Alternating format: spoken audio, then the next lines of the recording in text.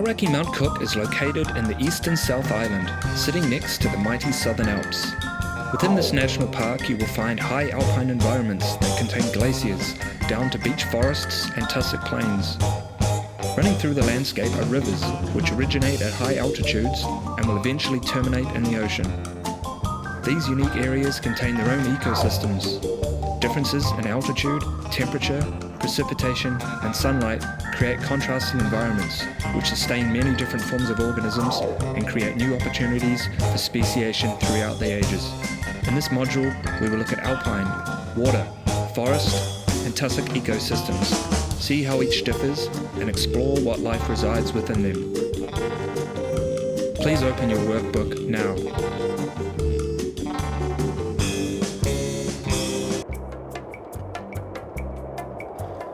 Aoraki Mount Cook National Park is 75,000 hectares, and of this, 40% is glaciers. It contains Aoraki, which is New Zealand's tallest mountain, reaching a height of 3,724 metres above sea level. Orogeny, or mountain building, is caused by tectonic plates pushing against each other and uplifting rock. Over millions of years, the Southern Alps have been produced by the Pacific Plate and the Indo-Australian Plate colliding.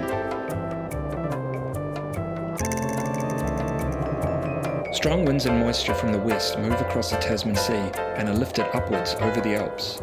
At this altitude, the moisture freezes and falls as snow, covering the Alps in a blanket year-round. The plate collisions are ongoing, lifting the mountains higher. However, erosion caused by wind and rain keeps them from getting too big. Without erosion, Aoraki may be well over 15 kilometers tall by now.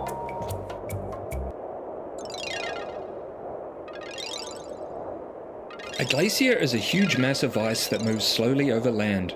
40% of Aoraki National Park is covered in glaciers. They are an important characteristic of the area. But what makes up a glacier?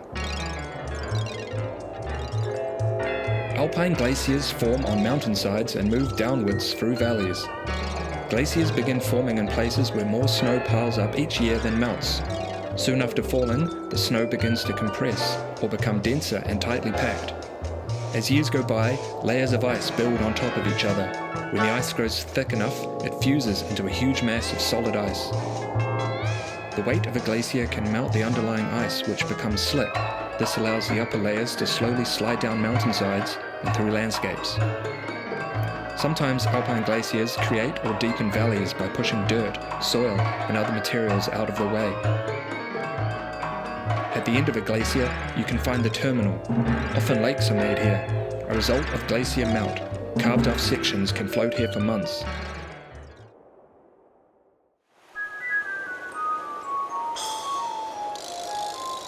Rivers are the result of precipitation, water falling from the sky. This rainwater flows down mountainsides, eventually joining the sea. Evaporation brings moisture back into the sky, and the process repeats itself. The rivers in Aoraki National Park are a result of said process, as well as snowmelt. Its location next to the Southern Alps can result in sometimes 130 millimeters of rain in only one day. This water flows through the landscape, cutting a channel as it weaves itself across the land. Its erosive power transporting rock from high altitudes down to tussock plains, shaping square edges into smooth round boulders, eventually creating small pebbles. The water level can rise high here, exposing the rocks that were transported here by glaciers thousands of years ago.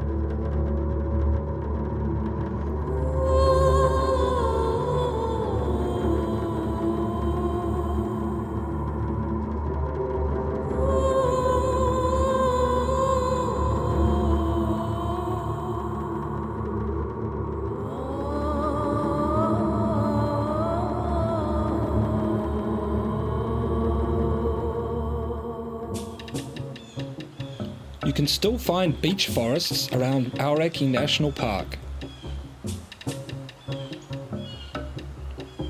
Water flows through them, creating small streams, feeding all the life that resides within them.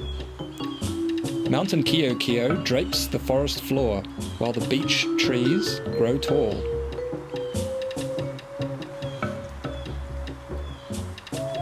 Here you will find lancewood at its juvenile stage, later growing taller and reaching for the sky. Broadleaf plants are here, I guess. That's mountain celery pine. Yeah, I know that one. Oh, here is a dead tree. This gives life for a lot of insects, including the weta. This is, I don't know what that is. That is prickly shield fern. That's mountain Kio again. Got a lot of that. Here's another tree. Oh, here is some moss. Oh, this is a fantail. There are a lot of those around the forest. Quite chirpy. This is Alpine water fern. This grows on the floor.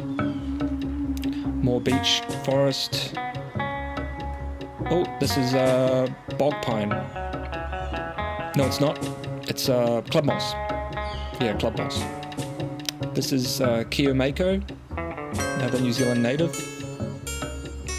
Bye. Hope you learned something.